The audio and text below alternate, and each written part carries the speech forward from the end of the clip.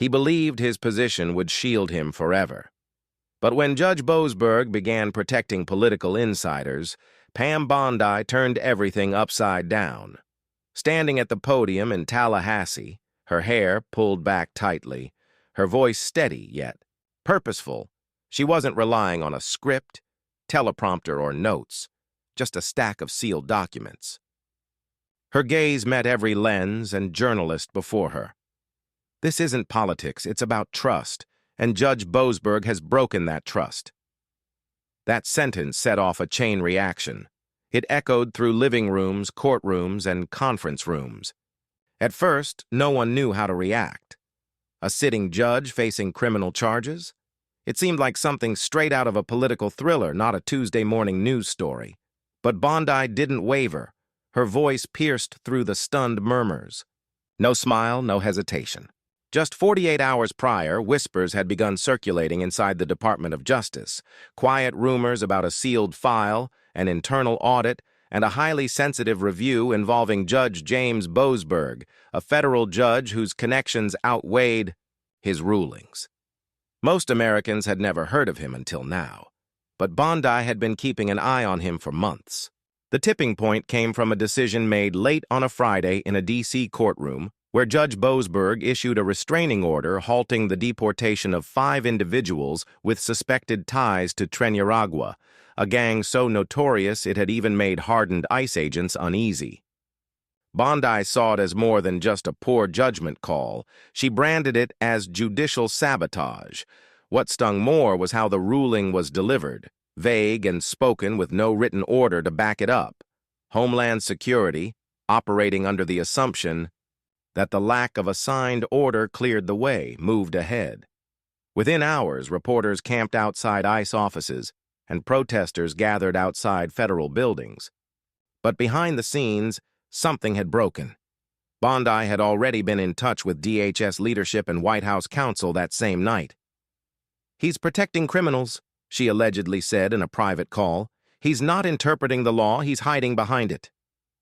That one call led to swift action. Politically charged, yes, but not just that.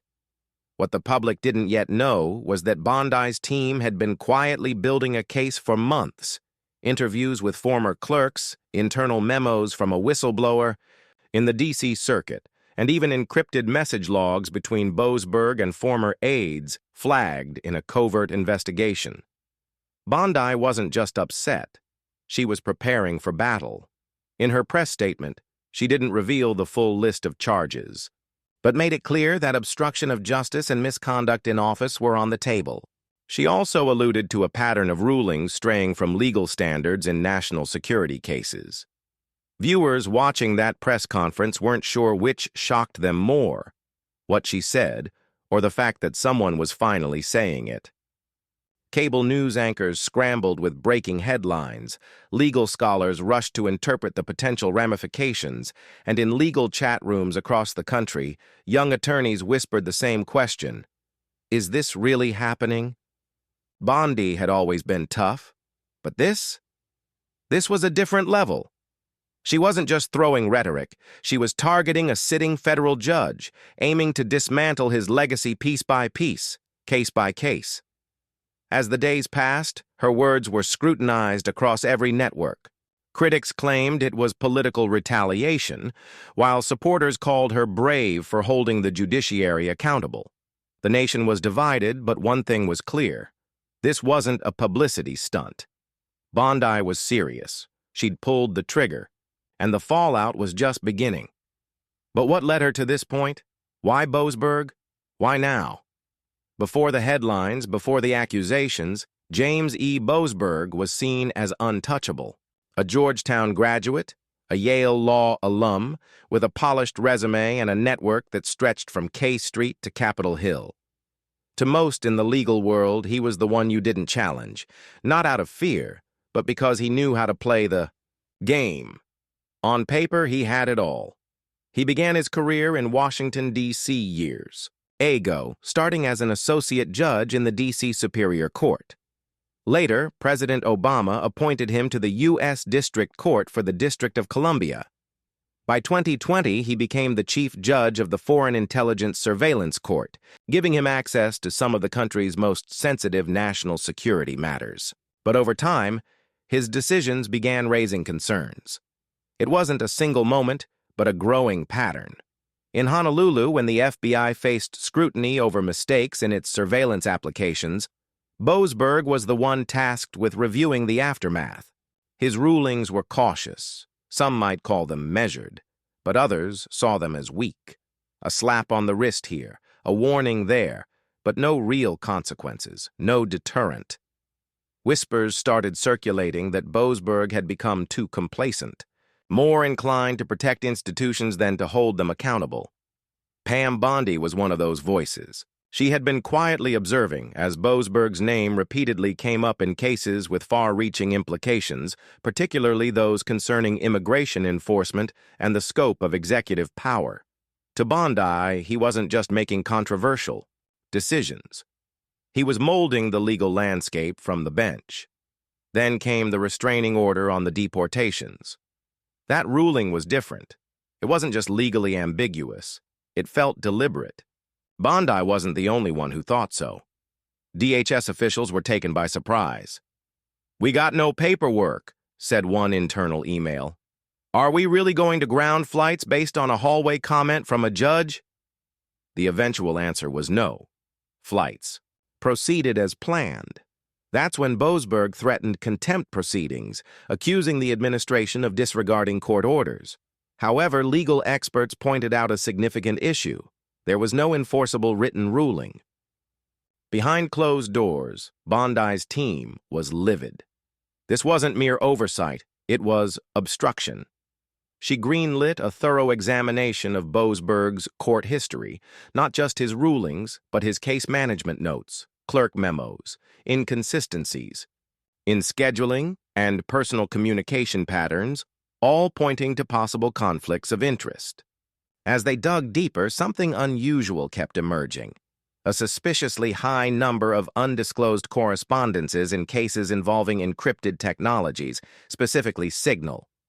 Signal wasn't just a tech story, it was becoming a legal minefield. In early 2024, a lawsuit emerged, initially small but growing louder, accusing senior officials from the Trump administration of using Signal to coordinate decisions on sensitive operations, leaving no paper trail. When that case landed on Boasberg's desk, red flags went up. Not because he was immediately biased, but because of his close ties to several people named in the discovery process. Still, he didn't recuse himself. He kept the case and quietly moved hearings into closed chambers, sealed witness lists, and restricted press access. Bondi wasn't just irritated. She was convinced. She believed Boasberg had shielded certain individuals in that case, either by hiding key evidence or delaying proceedings until the trail went cold.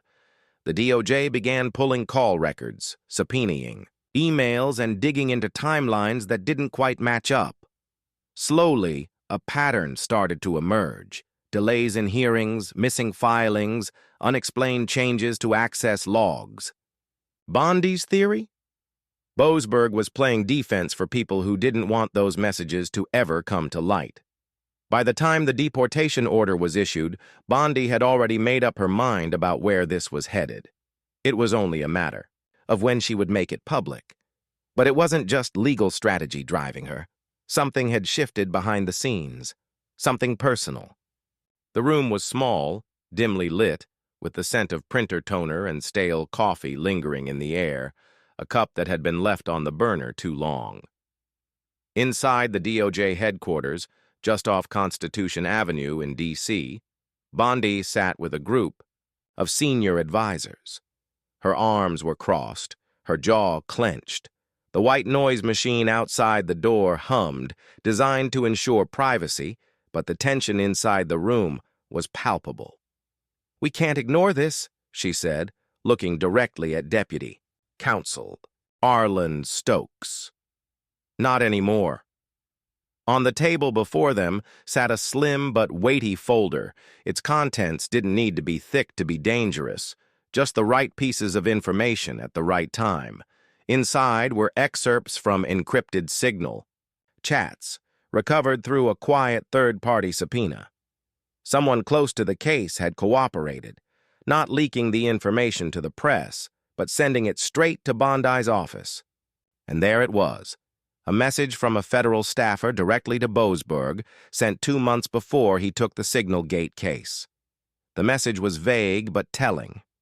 "They're planning to dump some of it in late March," it read. "But don't worry. Jay, I've got it covered on our end." Bondi read it twice, maybe 3 times, before she realized her hands were shaking. Stokes tried to downplay it at first. "Could be nothing. Could be misinterpreted," he said. But Bondi wasn't convinced. "It's not just this message," she replied. "It's everything behind it. The patterns, the redactions, the verbal orders with no paper trail, the hearings moved out of public view. It's too clean." Then she dropped the line that changed everything for her team. "I'm not letting this get buried in some inspector general's report 3 years from now." That was the moment everything shifted. The next 72 hours were a whirlwind. Legal preparation, PR strategy, internal briefings with the Office of Legal Counsel. They didn't want a leak. They wanted impact. But what the public didn't know was that 2 days before the press conference, Bondi had a phone call with someone she trusted. An older federal judge in Phoenix who had been watching Boasberg's situation from afar. No politics, no headlines, just years of experience on the bench and a quiet understanding of how power worked. "You sure about this, Pam?" the judge asked. "I am," she replied. "You'll burn a lot of bridges." "I'm not here to make friends," she said with resolve. "I'm here to clean house." She didn't say it with anger. She said it with clarity. She knew what this would cost her, politically and personally. But she also knew what would happen if she backed down now, because this wasn't just about legal integrity anymore. Earlier that year, a mother in Corpus Christi had written to Bondi. Her son, a border agent, had been seriously injured during a botched operation involving 2 men suspected of being connected to Trinidad. They had slipped through processing, due to a court-ordered hold, the one signed by Boasberg. The mother wrote, "We can't keep pretending that politics don't have real-world consequences. My son's spine is broken. He can't walk, and the man responsible is being shielded by a judge who won't even show his face." Bondi didn't. Forget that letter. She kept it in her desk. So when critics later claimed she had made this personal, they weren't entirely wrong. It was personal, but not out of spite. It was out of duty. Once she went public, once she named Judge James Boasberg and confirmed an open investigation, there would be no turning back. She was all in, her reputation, her position, her credibility, now tied to the outcome of this case. But as the story spread, the thread began to unravel because Signalgate was more than just a series of text messages. It was about who was hiding behind them. It didn't take long for the public to latch onto the name. Signal Gate hit the internet like a tidal wave, and within days it was everywhere. TV panels, podcasts, Reddit threads. It was no longer just about a messaging app. It was about who was using it, what they were trying to conceal, and why someone like Judge Boasberg had attempted to bury it under procedural dust. The story went deeper than most realized. Signal wasn't new to Washington, but its rise during the Trump administration had raised alarms within certain corners of the intelligence community. Staffers, legal aides, and even senior officials began using it during meetings, claiming it was to minimize leaks. The issue? Signal automatically deletes messages, and in government, records matter. That's what the original lawsuit was about. It was filed by a small watchdog group in San Diego, and most people dismissed it initially. But when internal documents started to surface, documents showing scheduling, conflicts, deleted calendar entries, and huge gaps in records, people started asking questions. Then came the names. These weren't just low-level assistants. They were former national security advisors, undersecretaries of defense, and even someone who had once worked directly under Boasberg as a legal consultant during a review of surveillance protocols. And despite all this, Boasberg stayed on the case. He didn't recuse himself. He didn't even acknowledge the connections in court. He simply scheduled a pre-trial hearing, closed it to the public, and issued a brief statement about ongoing procedural reviews. That's when Bondi's team lost their patience. They deciphered the encrypted logs from Signal servers, no easy task, and not something done casually, but there was a legal window tied to national security, and the DOJ pushed hard to make it count. What they received back wasn't complete, but it was enough. One message in particular stood out. It was between a legal assistant working on the lawsuit and a former DOJ staffer who had once worked under Boasberg. The message read, "JB says we'll bury it in pretrial. No panic. No files. Go public unless forced." 3 days later, Boasberg ruled to delay discovery. Legally, this could mean 100 different things. Judges delay discovery all the time. But when paired with the message, it looked like a preemptive move. Bondi didn't see a cautious judge. She saw a gatekeeper, one who was protecting individuals on both sides of the aisle from having their messages, their motives, and their misconduct exposed. And she knew that the longer Boasberg stayed on the bench, the colder the trail would get. Bondi called a late-night meeting with her legal strategy team. "If we don't act now, the window closes. This case gets sealed forever, and the public will never know anything," she said. One advisor hesitantly asked, "Do you think he coordinated a cover-up?" Bondi responded, "I think he knew who would be named, and I think he chose his loyalties." The phrase "chose his loyalties" would later be quoted in The Wall Street Journal, The Hill, and even NPR. It became a quiet rallying cry for those who saw Bondi's campaign not as an act of revenge, but as a fight to reclaim control of the judicial process from behind-the-scenes manipulators.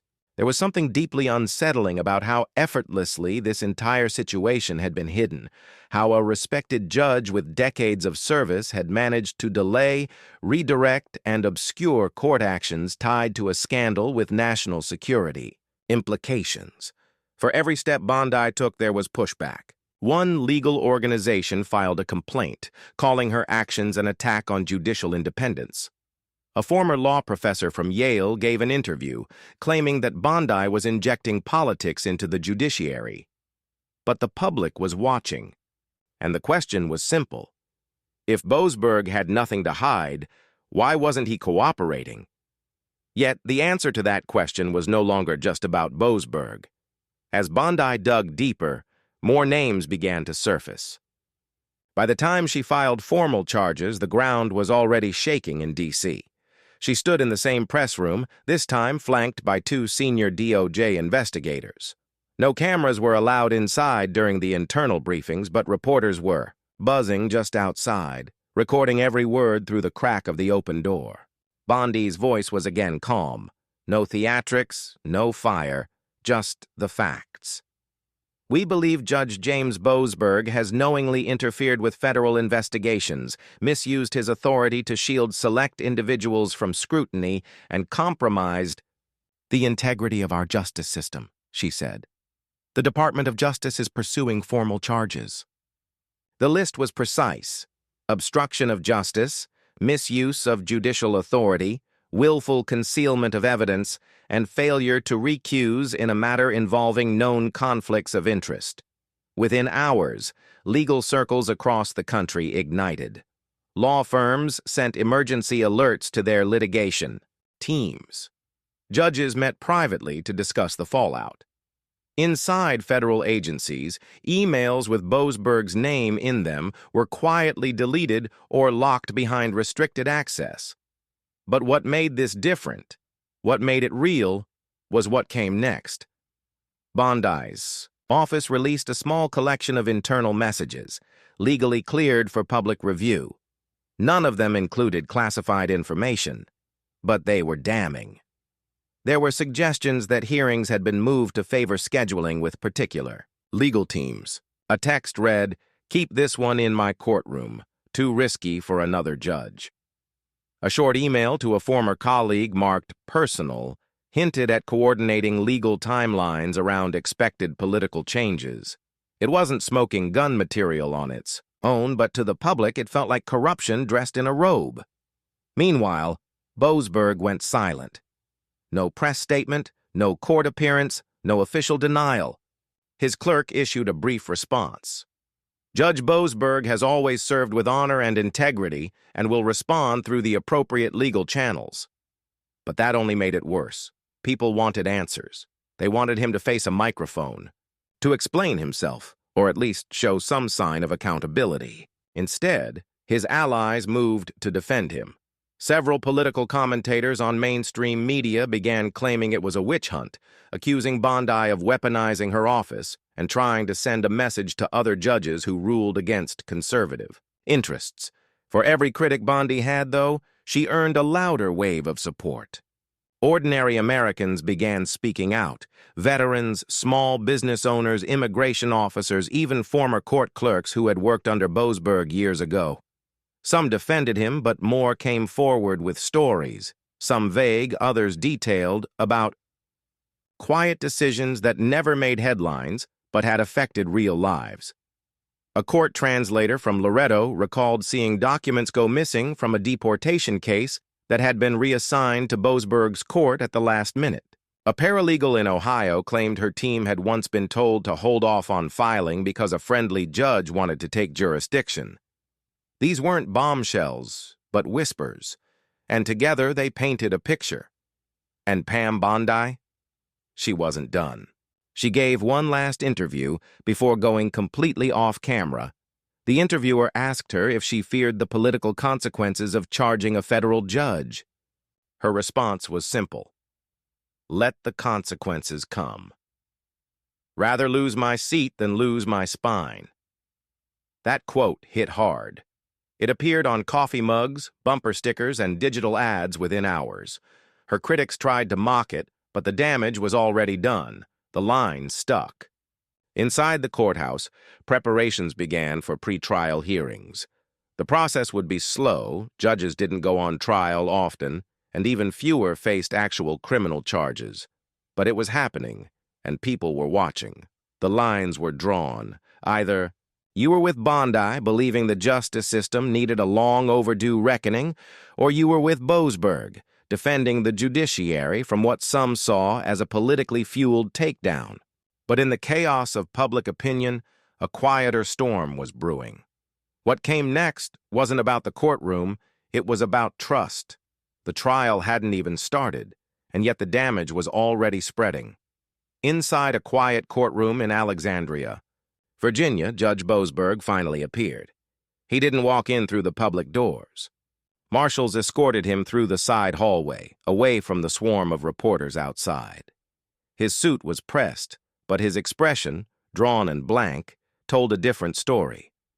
The man who had once presided over some of the nation's most delicate legal proceedings now stood as a defendant, flanked by attorneys with tight jaws. The charges were read out in clear clinical tones. The judge presiding over the hearing didn't show any visible reaction. No grandstanding, no cable news theatrics, just facts, motions, and paperwork. Boasberg pled not guilty. Outside, the crowd was divided. Protesters, supporters, media, vans lining the block. Some held signs that read, "No more shadow justice," while others waved American flags and chanted for Bondi. You could feel the divide, but beneath it all was the same question on every face. Can we trust the people behind the bench? The judiciary had always seemed untouchable to most Americans. Judges weren't like politicians. They didn't campaign, argue on Twitter, or show up on late-night shows. They just ruled, and most people respected that, or at least accepted it. But now it felt like a mask had slipped. Bondi stayed out of the spotlight in those first days after the arraignment. No press conferences, no follow-up interviews, just her team moving forward, quietly confident. But privately, she understood what had happened. She hadn't just filed charges, She had cracked open a door no one wanted to admit existed. One morning, her assistant walked into her office holding a padded envelope with no return address. Inside was a letter written in shaky cursive. It was from a retired federal clerk in Santa Fe. The letter read, "I watched Judge Boasberg override a colleague in 2017 over an immigration hold. The case was never reported, no press. The man was released, and 2 months later, he killed a sheriff's deputy in Oklahoma. We all knew it happened, but no one said a word." Bondi didn't share the letter publicly. She didn't need to. The stories were surfacing on their own, one after another. Not all provable, not all clean, but consistent. Whispers of favoritism, private lunches with federal attorneys, phone calls that skipped official records, and rulings that always leaned. Just enough to raise questions, but never enough to demand attention. And still, Boasberg said nothing. His legal team gave brief comments, calling the case an egregious overreach, claiming he'd done nothing wrong and painting Bondi as a partisan soldier on a vendetta. But they couldn't explain the messages. They couldn't explain the scheduling, delays. They couldn't explain why sealed court logs had quietly vanished before hearings tied to Signal Gate. In Washington, people began choosing sides. Some legal analysts warned that if Bondi succeeded, it would set a precedent no one was ready for, one where any judge could be held accountable. Bondi's actions had drawn political backlash, but others argued that accountability wasn't a threat to the system. It was the foundation of it. Senators were divided. Some backed her, while others called for an investigation into her office instead. Yet, she didn't flinch. Beneath the noise, beneath the headlines, something else had shifted. Ordinary Americans who'd never cared much about legal hearings or federal judges were now watching C-SPAN, reading court transcripts, and following every update. It wasn't about Bondi anymore. It wasn't even about Boasberg. It was about whether power still had limits. In coffee shops, kitchen tables, and break rooms across the country, people were talking about justice in a way they hadn't in years. But one final piece still had to fall into place. The reckoning that would decide whether this was just a scandal or a turning point. It was a late spring evening when the verdict came down. No flashing lights, no triumphant music, just the sound of a gavel and the buzz of people shifting in their seats. Judge Boasberg was not found guilty on all counts. Some charges were dropped due to lack of hard evidence. Key messages had been erased long before the DOJ could get to them. But 2 charges stuck: willful concealment of evidence and misuse of judicial authority. The courtroom was quiet as the clerk read the words. Boasberg didn't move. His lawyers lowered their heads. The sentence was clear: loss of his bench, permanent disbarment, and a recommendation for further federal review of his past rulings. No jail time, but no way back either. Pam Bondi didn't celebrate. She didn't hold a press event. She simply walked into her office, looked out the window toward the Jefferson Memorial, and whispered to herself, "That's one." She knew this wasn't just about one man. It never was. In the weeks that followed, something rare happened. People stopped arguing just for a moment, not about party lines or court politics, but about truth. For the first time in a long time, the public saw behind the curtain, not into a conspiracy, not some grand puppet show, but into the messy, flawed, deeply human system that runs our justice. One clerk from Boston's court gave an anonymous interview. He wasn't a villain, she said. He believed he was doing the right thing, but that's not enough.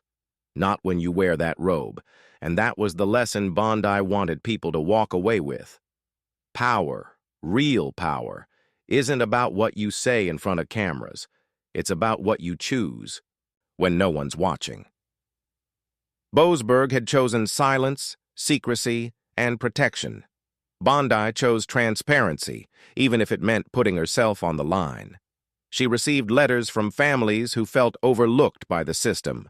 A man in Wichita whose son was deported despite being cleared of all charges.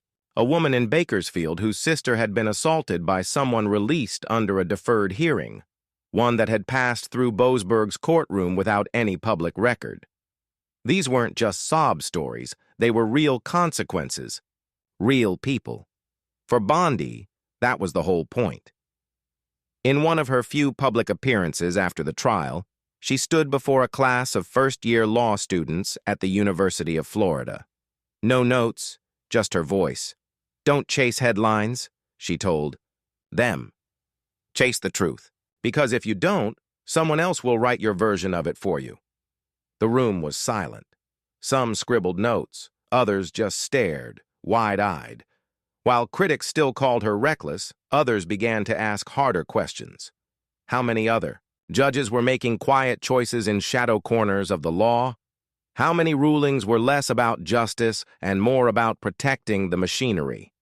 The Justice Department quietly launched a new review system for internal complaints against federal judges. It didn't make front-page news, but it mattered, because now someone was watching. And that's what accountability is really about. Not fear, not revenge, but presence. Being there, watching, not looking away. Pam Bondi had given the system a bruise, yes. But sometimes a bruise is what it takes to remind the body where it's weak. And as the dust settled, the story faded from the front pages. Boasberg moved out of D.C. His name slipped out of the headlines. But the echo of his fall stayed in the chambers where others now sat, robes freshly pressed, verdicts still in their hands. Let this be the lesson. Even the highest bench can crack. And when it does, it's not about how hard the fall is, but what the rest of us learn from it. If you believe justice should always come with accountability, don't stay silent. Subscribe for more stories that bring the truth to light.